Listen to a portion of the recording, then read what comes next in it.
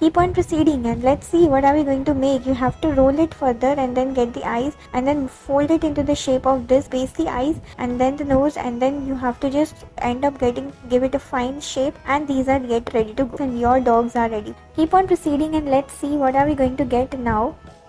Keep on folding and you will get, with the help of fork you have to make the design, the patterns like this, and in the end you'll be getting, with the help of scissors you can make the spikes like this, and in the end you'll end up getting a beautiful result. Keep on proceeding and in the end you'll be getting a beautiful amazing result. You have to make the imprints and impressions like this, squeeze it further and then paste the eyes, and this is it. Thank you. Now let's see how to make this. Again, with the help of fork you have to get the impressions like this, and in the middle you have to get it like this. Just give it a curvy look in this manner and then paste the eyes, and then with the help of spoon you have to get it like this. Isn't it amazing? Now let's see what are we gonna do now.